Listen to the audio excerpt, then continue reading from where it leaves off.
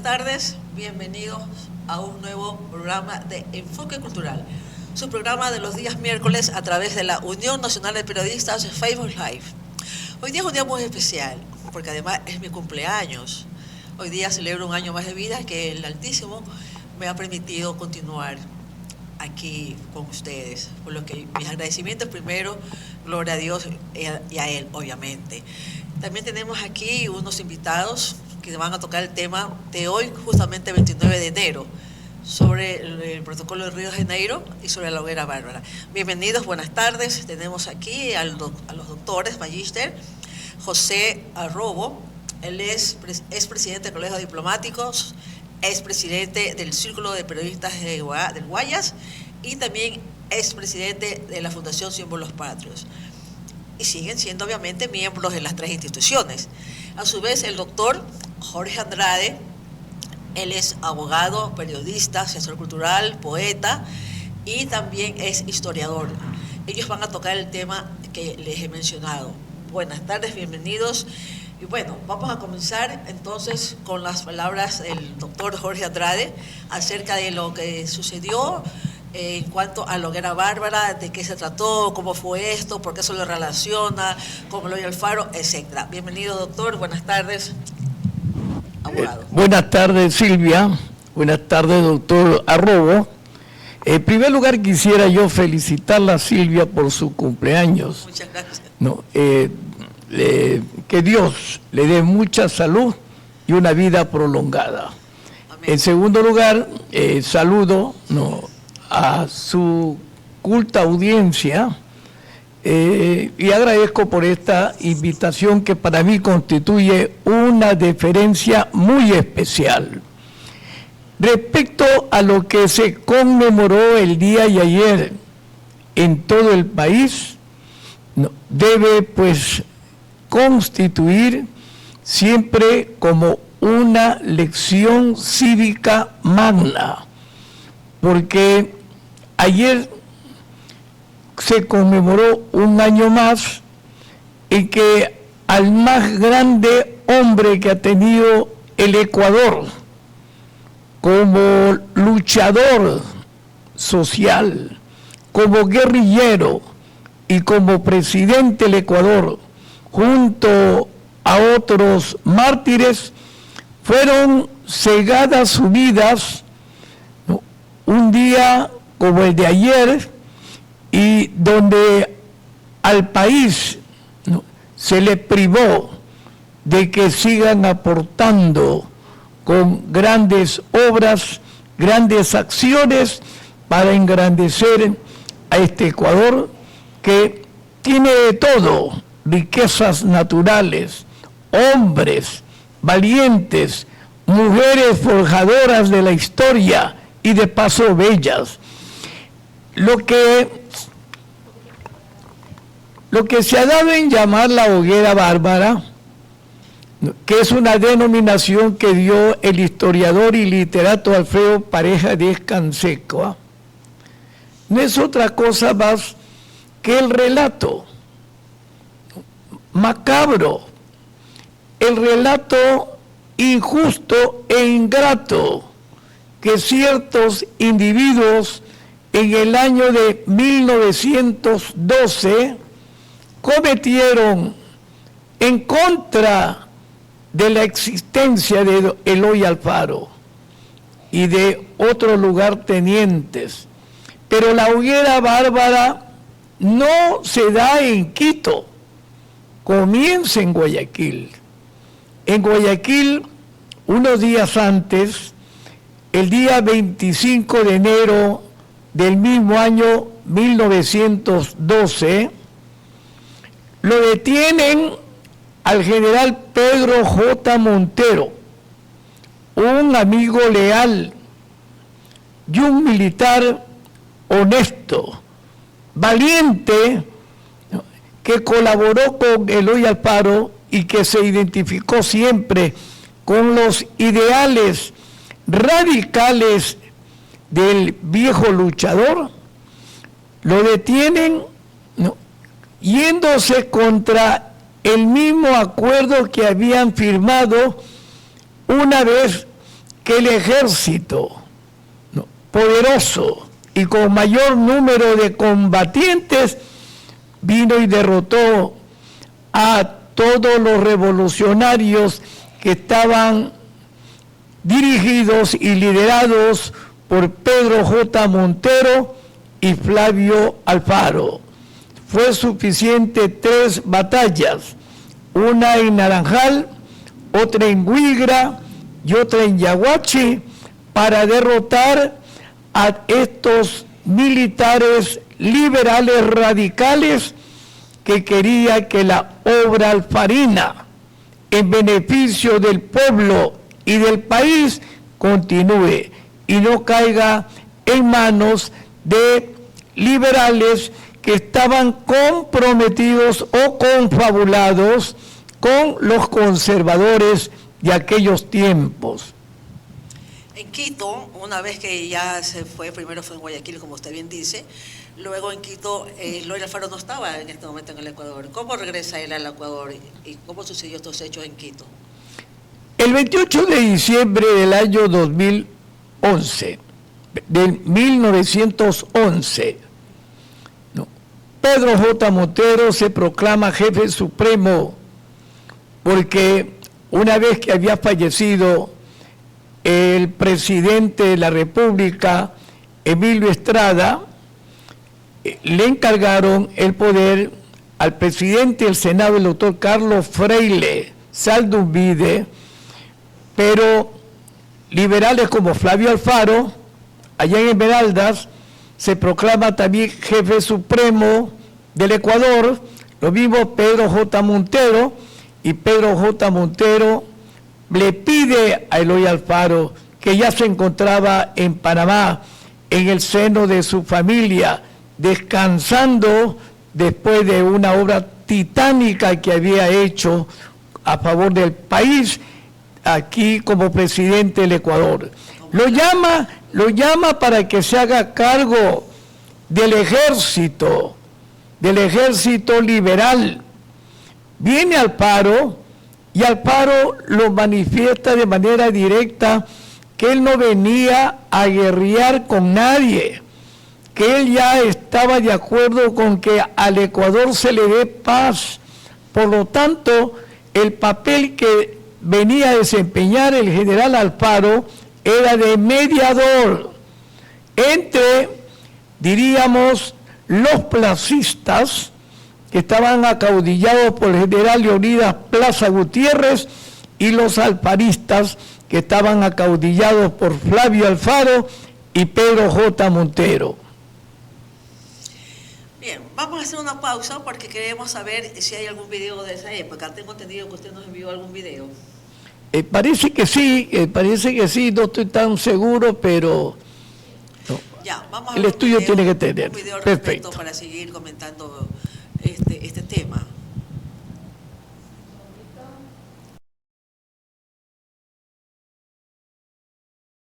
La historia del Ecuador tiene capítulos oscuros que merecen ser contados con mayor profundidad para que estos acontecimientos no queden en el olvido.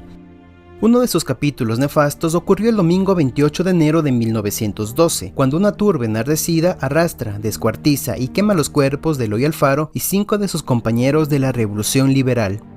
En este video les voy a contar los detalles poco difundidos sobre este tema y lo más importante, quiénes fueron los responsables y encubridores de estos terribles actos, para que saques tus propias conclusiones.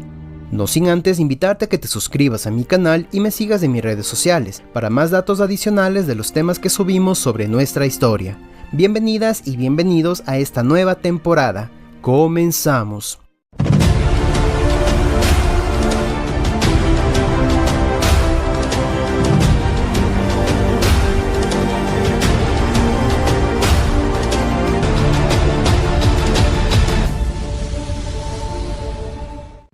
Desde 1911 en todo el país y principalmente en la ciudad de Quito se fue afianzando y extendiendo un clima antialfarista, que culminó el 11 de agosto con un golpe de estado militar, que obligó al general Eloy Alfaro a renunciar a su cargo como presidente y posteriormente exiliarse en Panamá. Comenzaría entonces una campaña bien planificada de desprestigio a la imagen y obra del viejo luchador y de persecución a todos sus partidarios, quienes fueron encarcelados e incluso algunos linchados sin ningún tipo de remordimiento. Pero ¿cómo inicia este ambiente de persecución y odio hacia el alfarismo? A continuación les cuento quiénes estuvieron involucrados. Desde su exilio en Panamá, Eloy Alfaro perdería todo el apoyo en el Congreso, con una nueva mayoría conformada por liberales que apoyaban a Leonidas Plaza Gutiérrez, quienes traicionaron a Alfaro convirtiéndose en opositores, y los conservadores, con una línea política de ultraderecha. La nueva mayoría lanzaba repetidos y furiosos ataques contra todo lo que estaba relacionado con el alfarismo. Incluso llegaron a proponer la colocación de una placa condenatoria en el Palacio de Carondelet y pedir la extradición de don Eloy para juzgarlo. Asume la presidencia Víctor Emilio Estrada, quien muere a los pocos meses. El Congreso nombraría a Carlos Freire Saldumbide para que se encargue del gobierno. Esta decisión desencadenaría en un conflicto armado entre los liberales que apoyaban a Plaza y los radicales, que seguían apoyando a Alfaro, dejando como resultado la muerte de 1000 personas. Con la declaración del Ecuador como un estado laico y libre de culto, muchos de los beneficios que el régimen de García Moreno había entregado a la Iglesia Católica fueron removidos, como por ejemplo la educación, que estaba en manos de las órdenes religiosas. Además quitó el impuesto conocido como del 3 por 1000, que iba directamente a las arcas fiscales de la curia. Y lo más importante, Alfaro separó la Iglesia del Estado, eliminando cualquier tipo de intromisión en las decisiones del gobierno nacional. Estos cambios radicales, por supuesto, generaron el repudio casi general de toda la iglesia en el país, y desde el púlpito comenzaron a levantar al pueblo devoto para defender a la religión, que decían estaba amenazada por el radicalismo de los Alfaro, que incluso lo llegaron a relacionar con la encarnación del mal. Y todos estos discursos cumplieron su cometido. Ocasionaron un rechazo muy fuerte entre los feligreses católicos en contra de la revolución liberal. Recordemos que en aquella época casi el 80% de la población era católica. Este grupo estuvo conformado por banqueros, grandes comerciantes y terratenientes, que no aguantaban más reformas o nuevas condiciones de trabajo que imponía el liberalismo. Deseaban la contemporización y la dulce tranquilidad de los negocios, como lo cuenta Alfredo Pareja y Díez Canseco en su libro La Hoguera Bárbara, que cuenta a profundidad estos hechos. Tenían el temor que cada vez más les quiten sus privilegios, así que apoyaron esas ideas radicales de los opositores. La prensa jugó un papel muy importante y decisivo, con artículos llenos de odio, mentiras, difamaciones y caricaturas que manipulaban la realidad de lo que sucedía. Circularon innumerables sarcasmos y artículos sin argumento, que utilizaban un tono burlesco y fuera de contexto, que poco a poco fueron consiguiendo en las personas el aborrecimiento de varios personajes liberales. Los diarios de la época, El Comercio, La Constitución, Fray Gerundio y La Prensa participaron directamente como actores políticos. Un ejemplo de esto podemos encontrar en el diario La Constitución del 10 de enero de 1912, 18 días antes del fatal acontecimiento. Ayer lo decíamos y hoy lo reiteramos nuestra aseveración categórica. Es imposible la vuelta del alfarismo en el Ecuador. Y si él viene, será para que el pueblo de Quito haga con esa gente lo que el pueblo de Lima hizo con los Gutiérrez. Para poner en contexto este mensaje, la historia nos cuenta que en Lima, Perú, los Gutiérrez fueron arrastrados y colgados en 1872. Algo muy curioso que se puede leer en el diario El Comercio, además de sus editoriales tendenciosos, son estos anuncios clasificados ficticios, donde los encabezados reflejaban oscuros propósitos. Mención especial es hablar de las caricaturas, donde claramente vemos una sátira malintencionada. En mis redes sociales podrás encontrar con mayor detalle las imágenes de los editoriales y las caricaturas. Y finalmente, el ejército. El general Leonidas Plaza Gutiérrez, en nombre del gobierno como jefe del ejército, se dirigió a Guayaquil para combatir el levantamiento de los alfaristas radicales. Esta guerra civil que les contamos al inicio prácticamente derrotó a las tropas alfaristas. Esto obligó al viejo luchador a regresar nuevamente al Ecuador para servir de mediador con el gobierno y firmó la rendición, con la condición de no tener represalias para ninguno de los liberales radicales y que se le permita regresar a su exilio en Panamá, para lo cual el gobierno asignó un buque a vapor. pero estos acuerdos no fueron respetados y se ordena la detención inmediata de Eloy y Flavio Alfaro, Pedro J. Montero y Ulpiano Páez. Además se aprendió a gente que no tuvo nada que ver con los hechos anteriores, como Medardo Alfaro, el periodista Luciano Coral, director del periódico liberal El Tiempo, y Manuel Serrano Renda, detenidos por el simple hecho de ser liberales. Vamos a hablar del trágico desenlace. Bien, entonces nosotros vamos a hablar justamente del trágico desenlace. Hablemos entonces, abogado, después de que hemos visto estos videos contando la historia de los hechos que se sucedieron, hablemos ahora de en sí del momento en que lo traicionan al Alfaro, no lo dejan salir, le permitieron hacer, a través de este acuerdo, en que pues una vez que ya se medió, lo iban a dejar ir nuevamente a Panamá. ¿Qué pasó? ¿Por qué se quedó y por qué sucedió todo esto, esta hoguera tan bárbara realmente? El 25 de enero de 1912, en Durán, firman el convenio el comandante del ejército que se llamaba constitucionalista, que defendía al gobierno del doctor Carlos Freire Salduvide, con el jefe revolucionario Pedro J. Montero. Y ese acuerdo está solemnizado con las firmas de dos testigos importantes.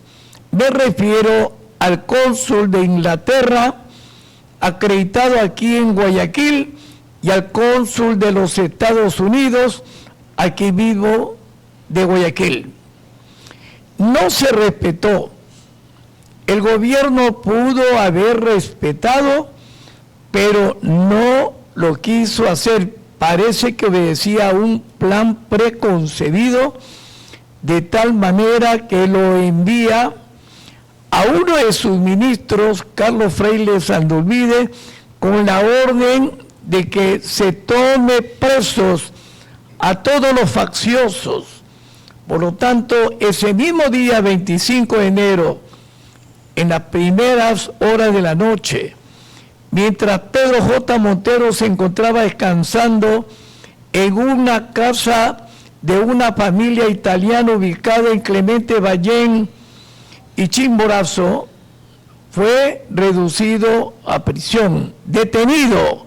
Y en esa misma casa, por coincidencia, también estaba Eloy Alfaro sentado en una hamaca y con un sombrero de paja toquilla en la mano y conversando con el general Ulpiano Páez.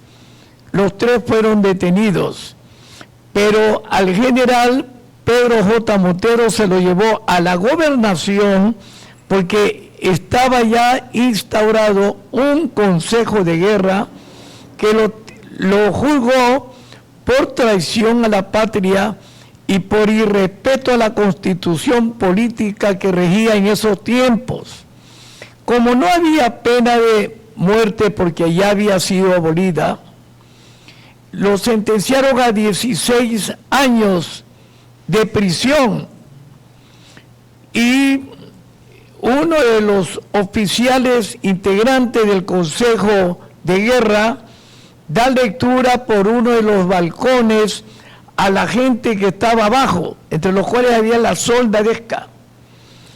Y al dar a conocer de la condena de los 16 años, la gente demuestra inconformidad, tenía sed de sangre.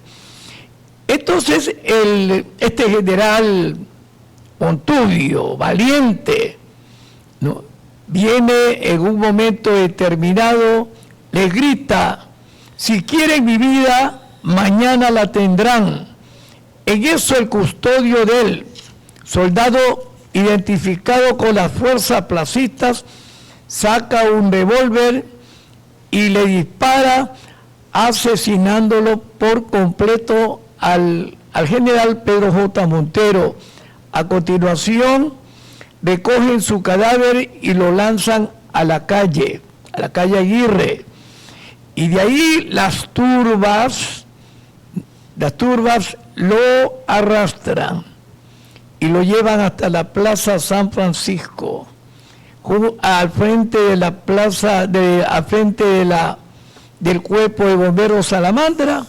Comienza a cercenarle los órganos genitales, la cabeza, etcétera, etcétera, y luego lo convierten en pira humana. Ahí tenemos el inicio de la pira humana, mi querida periodista, aquí en la ciudad de Guayaquil, el 25 de enero de 1912. Cuyo final pues se llevó a cabo luego en Quito, en la cárcel, en el panóptico, ¿no? Con el apresamiento del general Eloy Alfaro. Estos hechos bárbaros, realmente muy bárbaros. Yo quiero, en la oportunidad tengo ahora de pedir perdón a la familia de Eloy Alfaro, en nombre de todos los periodistas que se prestaron para falsear la verdad, en nombre de esos periodistas que tergiversaron los hechos, para que se den al final esta terrible parte de la historia macabra. Así que ahora pues que estoy aquí en este programa, le pido el perdón a la familia Eloy Alfaro, a nombre, como le digo, de estos periodistas que no tuvieron conciencia, porque para hacer periodismo hay que tener ética y sobre todo pues hablar la verdad. Algo más que nos tenga que decir como corolario de todo eso para culminar con el final ya que se dio cuando lo cogen a Eloy Alfaro y qué sucedió en ese momento, en ese instante, para terminar, porque a veces esta historia me parece un poquito me parece tan terrible que es bueno recordarlo para que no se vuelva a repetir, porque caso contrario realmente es demasiado horroroso saber que pasó esto aquí en el Ecuador. Abogado. Al día siguiente de haberse convertido en pira humana a este general leal de Pedro J. Montero, fueron trasladados a Quito el general Alfaro, Flavio Alfaro, Medardo Alfaro, Luciano Coral, Ulpiano Páez y Manuel Serrano, y de manera paradójica en el mismo tren que Eloy Alfaro le dedicó tiempo, esfuerzos por dar al Ecuador un medio de comunicación y un medio de transporte que unía la sierra y la costa, porque eso era parte del ideal alfarino. Los condujeron a Quito, pero todo estaba planificado porque no ingresaron en la madrugada para cuidar la vida de estos ecuatorianos ilustres, sino que ingresó en horas de la mañana, y cuando llega el panóptico pues ya no vemos que hay una seguridad, a pesar de que estaban ahí algunos grupos del ejército Marañón. Sin embargo, vemos que no hay las seguridades del caso, de tal forma que una vez que están ya en sus celdas prisioneros, el coronel Sierra abre las puertas y le dice a la muchedumbre: nosotros ya hemos cumplido con nuestro deber, ahora les corresponde a ustedes, para enseguida las turbas dirigirse a cada una de las celdas.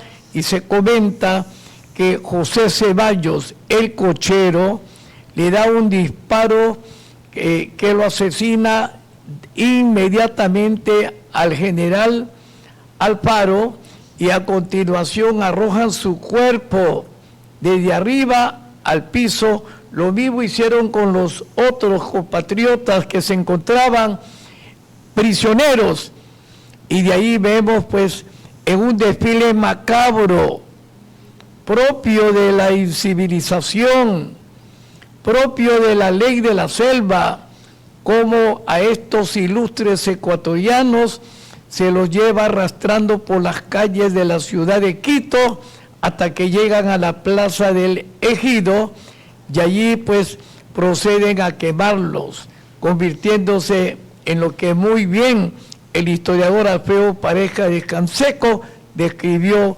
como la hoguera bárbara. murió Alfaro y sus lugartenientes, pero se equivocaron los malhechores, los que querían matar el ideal alfarino, porque las ideas de Alfaro continúan todavía como una llama viva, de tal forma que cada vez que hay peligros de la libertad para el Ecuador, ahí están los pensamientos y los militantes reclamando por la libertad, y ahí están rindiendo culto al viejo luchador. Y así podríamos hablar tantas cosas interesantes, porque el gobierno de Alfaro es un gobierno revolucionario, es un gobierno que transformó el país, que lo modernizó y que se constituyó en paradigma para otros pueblos y países de América Latina. Muy bien, aquí están por los hechos, que es bueno decirlos para que no sean repetidos de esa forma. A continuación vamos a hablar un poco ahora sobre el tema del 29 de enero, ¿no? Sobre el protocolo de Río de Janeiro, otro tema también de nuestra historia. Y para eso hemos traído acá al doctor Arrobo, y vale decir que los tres que estamos aquí en esta panel somos miembros del Símbolos Patrios. Y qué mejor que él, que como es presidente de la Fundación, nos va a hablar este tema ahora sobre el protocolo de Río de Janeiro, qué sucedió, qué pasó y cómo se dieron estos acontecimientos. Muy buenas tardes, distinguida licenciada Silvia Vélez, distinguido doctor Jorge Andrade, distinguidos audiencia de la Unión Nacional de Periodistas. Estamos aquí para dilucidar algo de la historia, porque no podemos decirlo todo por completo. El tema del protocolo firmado posteriormente tiene sus inicios. Efectivamente, como se hablaba del general Alfaro, el general Alfaro y sus hermanos, prácticamente sus familiares, fueron acérrimos defensores de la patria. En el año de 1910 ya existían estas escaramuzas, ya existían estas apetencias de parte del vecino país del Perú. Inclusive, en esa época, el presidente peruano, don Augusto Leguía, ordenó a sus huestes y generales de que toda tierra que encuentren en el oriente del Ecuador en 1910, esas tierras ya son peruanas. Y eso es lo que en realidad molestó bastante al general Alfaro, a su gobierno. Entonces, ¿qué hizo el general Alfaro? El general Alfaro se despojó de sus charreteras y de su ropaje de general, ¿no? Esa época pues se lo nombraba general. En realidad en los actuales momentos el presidente de la Academia Nacional de Historia Militar, el general Paco Moncayo, manifiesta que la historia está un tanto tergiversada, que el general Alfaro no era general de división, sí, pero no general de la República. Pero para nosotros los ecuatorianos, que estamos al pie de la lucha, al pie de la defensa del honor patrio, él es nuestro general. Y desde esa época, este gran caballero se despojó de sus vestimentas y fue a enfrentar con 25,000 soldados a las fronteras, ¿no? Con otros 20,000 uniformados, que eran las que estaban en reserva. Sin embargo, inclusive hubieron hasta ciertos problemas internos en nuestro país. Invadieron o atacaron el consulado aquí en Guayaquil, el consulado del Perú, los atacaron. Entonces esto fue algo terrible, porque el pueblo ecuatoriano, no solamente guayaquileño, el pueblo guayaquileño se dio cuenta que las apetencias de los territorios orientales de nuestro país por parte del Perú no podían seguir. Entonces vino Argentina, vino también Brasil e Inglaterra y mediaron este conflicto. Por lo tanto, en esa época no se pudo llevar a cabo ese enfrentamiento bélico de una forma total entre los ecuatorianos y el país del sur del Perú. Lo que sucedió años después. Lo que sucedió años después. Posteriormente viene ya el corolario, como se denomina, en julio del año 1941, ya se otra vez los vecinos del Perú, con las apetencias de siempre, pues ellos han querido tomar territorios que no fueron ocupados. Entonces, en esa época, pues todavía seguía el problema. Ya estamos hablando 30 años después. Desde el año 41, pues ya se enfrentaron la provincia de Loja, El Oro, todas estas provincias prácticamente fueron abandonadas por los dueños de esas grandes haciendas agrícolas, ¿no? Y en la parte oriental tenemos pues toda clase de productos, de minerales preciosos, etcétera. Pero los peruanos quisieron todas esas tierras, toda costa. Obviamente que esto ha molestado bastante, no solamente al pueblo ecuatoriano, sino también al concierto internacional. Los mismos colombianos pues dieron una demostración de apoyo al Ecuador, ¿no? Los brasileños de la misma forma, pero en otrora ellos también usufructuaron parte de nuestros territorios, pero la actividad del Perú ya era una forma de una demostración muy abierta, en la que ellos querían estos lugares, estos territorios ricos en minerales, y en realidad pues eso a nosotros nos ha tenido en suspenso, y esto pues llega pues a, como se dice, a terminar en el año de 1942, un día como hoy, que lamentablemente muchos historiadores equivocadamente dicen, vamos a celebrar el 29 de... Aquí no se celebra nada, señores. Aquí vamos a recordar esa magra fecha en la que el Ecuador ha pasado por estas etapas cronológicas, en la que ha perdido gran territorio ecuatoriano, totalmente de los 1.500.000 kilómetros que tenía, ¿no? Después de ser la Real Audiencia de Quito 3 millones de kilómetros cuadrados, se redujo a 1.500.000, y de aún así, con esta firma del protocolo de Río de Janeiro, ¿no? A la cabeza el presidente Arroyo del Río, ¿no? Y en esa época en el Perú, don Manuel Prado pues dice que está correcto lo que ha hecho su país, el Perú, pero ante el concierto internacional se dan cuenta pues que las invasiones territoriales no son parte de la diplomacia de ningún país, porque nosotros debemos recordarles a los ecuatorianos que en esa época no se había todavía estudiado un tanto más la geopolítica de nuestro país. Hoy en día los presidentes dicen que existen 3 y hasta 4 regiones: la costa, la sierra, la Amazonía.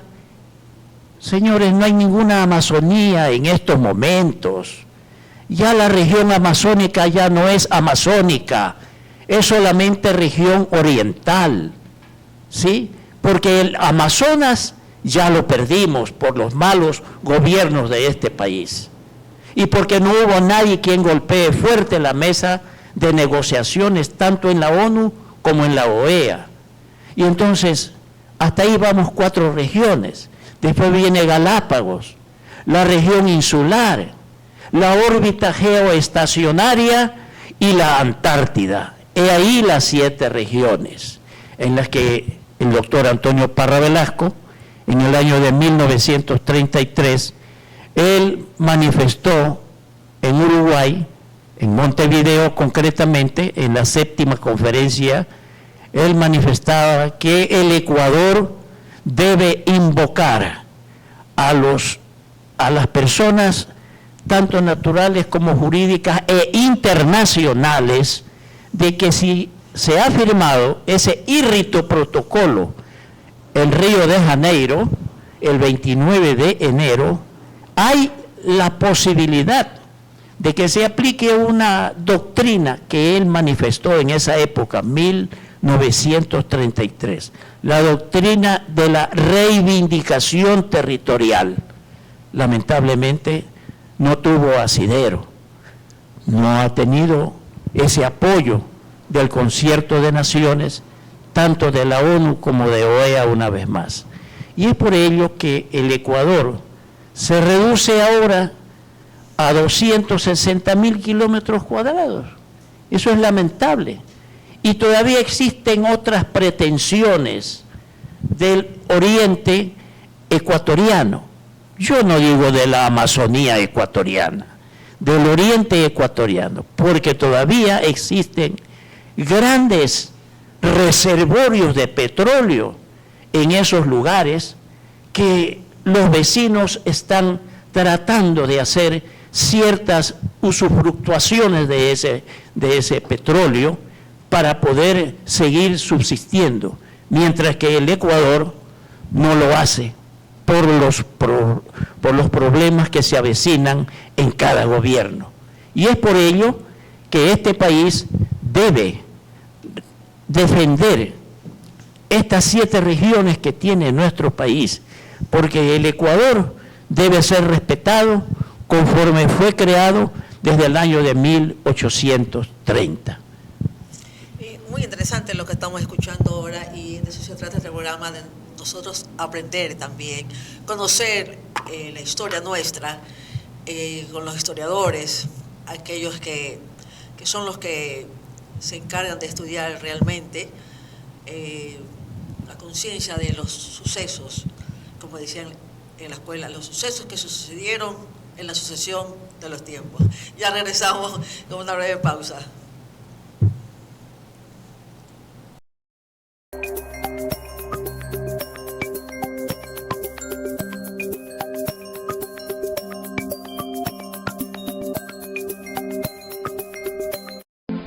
El canal de la UNP Guayas te invita a seguir de cerca su programación por Facebook Live, Informativo Nacional, de lunes a viernes a partir de las 9:30. Noticias y comentarios. Se transmite diariamente a las 13 horas.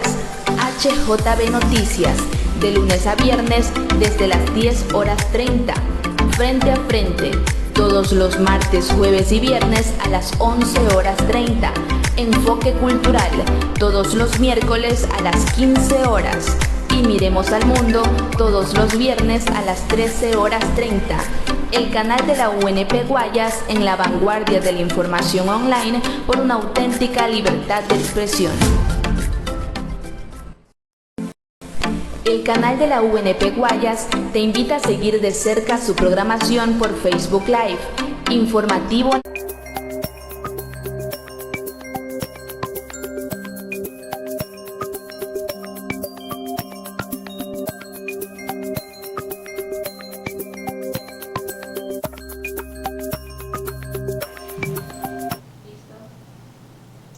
Bien, estamos hablando aquí con los historiadores sobre estas fechas tan importantes como fue la Hoguera Bárbara y el protocolo de Río de Janeiro. Así que les pregunto a ustedes como historiadores un poco más del legado de Eloy Alfaro a través de la historia. ¿Qué hizo Eloy Alfaro en cuanto a los derechos que están hasta este momento nosotros estamos gozando? Y también, ¿qué hacen los colegios, la universidad, la academia con respecto al tema de desde el protocolo de Río de Janeiro, porque no hay una cultura de derecho territorial que se puede hacer en cuanto a nuestros derechos realmente de este Ecuador nuestro, en el que realmente no hay a veces inclusive una fiscalización en cuanto a la legalidad de que viene aquí alguien y de repente pescan las aguas territoriales del archipiélago y luego se llevan hasta nuestros productos al exterior, por ejemplo, ¿no? Hablemos entonces de las dos cosas. Primero, Eloy Alfaro y su legado. Gracias, Silvia. Es importante, pues, destacar la obra transformadora de este revolucionario, de este guerrillero, de este hombre que luchó en los campos de batalla 30 años y que luego triunfa la revolución. Y es una revolución que tiene y que da unos frutos portentosos. En primer lugar, separa al Estado de la Iglesia y lo declara Estado laico. En segundo lugar, la educación, ¿no?, tenía que ser ya impartidas, ya no solamente por los religiosos, los sacerdotes, sino por laicos. Y ahí viene la obra de este gran visionario llamado Eloy Alfaro, porque establece, ¿no?, y construye el Normal Manuela Cañizares, donde se educaron niñas, jóvenes que iban a ser maestras. No olvidemos que de ese Normal salieron distinguidas maestras, y para los jóvenes también que querían ser maestros, el Normal Juan Montalvo. Y aquí en Guayaquil el Rita Lecumberri, tan famoso, donde hubieron tantas maestras que formaron a jóvenes, ¿no?, cívicamente, culturalmente, científicamente. Por otro lado, además del ferrocarril, que ya se lo había mencionado brevemente, el ferrocarril tiene la reputación de ser el ferrocarril más difícil de haberse construido en el mundo. Y ahí tenemos ese esfuerzo, ese sacrificio de Alfaro. Alfaro pues trajo la inversión extranjera y bajo la legislación ecuatoriana se construyó a favor del pueblo ecuatoriano, donde se podían transportar no solamente a personas que venían de la sierra a la costa o viceversa, sino la producción nacional. También tenemos que se dieron códigos, como el Código de Comercio. Se suprimió el impuesto a los aborígenes o indígenas. Se estableció que por deuda no hay prisión, y recuperaron muchos campesinos la libertad. En fin, hubo tantas y tantos beneficios, conquistas y derechos. Y no olvidemos que con Alfaro se da el derecho a la mujer para que ingrese a la universidad, y se da el derecho a la mujer para que ingrese a trabajar en el sector público. Y aquí tenemos entonces a un Alfaro defendiendo a la mujer, porque Alfaro conoció pues y sabía que la historia de los pueblos se las escribe no solamente el hombre, sino entre hombre y mujer. Y Alfaro conocía también que el progreso de un país está en sus hombres y en sus mujeres, en su trabajo y en su capacidad. Este legado que tiene y que todavía los ecuatorianos somos usufructuarios, debemos que difundir lo que Alfaro hizo con la finalidad de que vengan nuevos gobernantes para que continúen con la obra alfarina, para que continúe dándole bienestar al país y dándole derechos al pueblo. Gracias. Doctor Arrobo, en cuanto a, le decía sobre la academia y sobre los derechos territoriales de nuestro país. Bien, los derechos territoriales pues deben mantenerse y efectivamente pues la academia debe sostenerlo. Actualmente carecemos de ciertos pénsumes académicos, tanto en las universidades como en los colegios. Deberíamos de exigir en los colegios, una vez más, la materia de derecho territorial, la materia de urbanidad, cívica, etcétera. Nuestro país siempre ha tenido esa actividad, pero lamentablemente han existido otros gobernantes pues que la han quitado, y eso no está muy bien. En el caso de la academia, la diplomacia ecuatoriana siempre ha tenido un repunte de muy buena forma. Por ejemplo, mire usted cómo es tan importante la diplomacia ecuatoriana, ¿no? Don Vicente Rocafuerte, en el año de 1821, visitó al presidente de México, el señor José Fernández de Félix, ¿no? Y en esa época, este señor un tanto azareado, bien amigo de Vicente Rocafuerte, diplomático, le dice: mira Vicente, no puedo todavía concretar la independencia de mi país, que es México. ¿Cómo puedes ayudarme? Ayúdame. Le dice Vicente Rocafuerte: pero yo no puedo, yo soy ecuatoriano.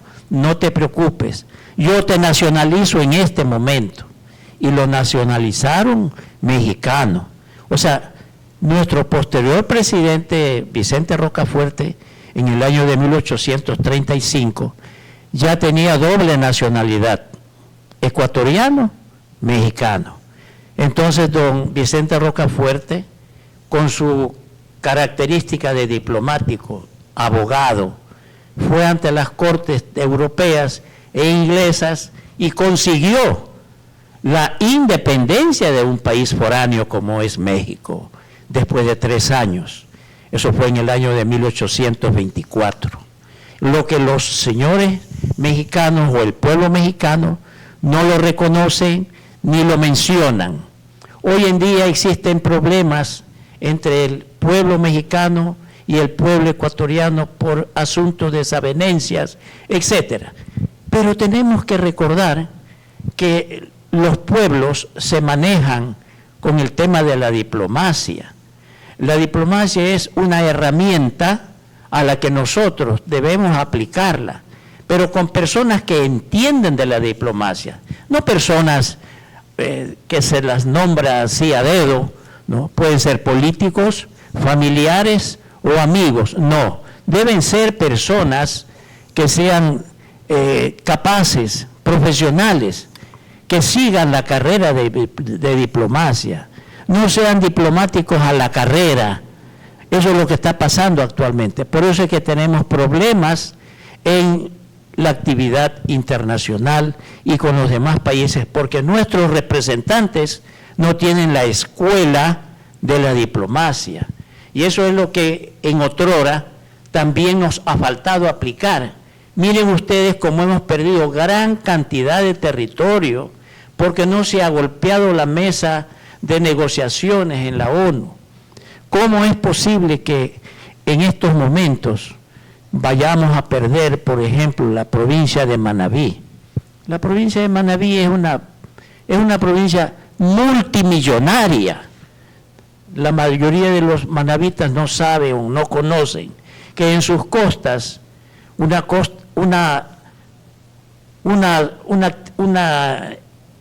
cuerda, como se dice, entre la plataforma continental y las Islas Galápagos, existe una cordillera subacuática que se llama, mal llamada, cordillera de Carnegie, porque obviamente solamente se llama cordillera de Manta.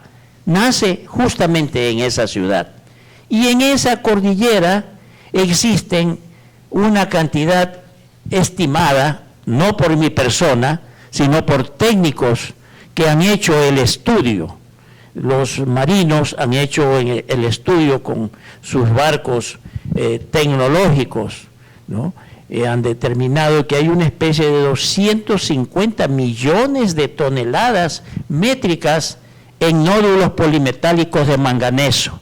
Solo con eso podríamos pagar la deuda externa y nos quedaría un remanente enorme para tener en buena forma a nuestros ciudadanos, a nuestros países, entregarles lo que nosotros podemos venderle, y no podríamos tener problemas del hambre, la necesidad, la insalubridad, etcétera. Nos quedaría gran cantidad de dinero que los presidentes actuales no lo dicen, y eso es lamentable.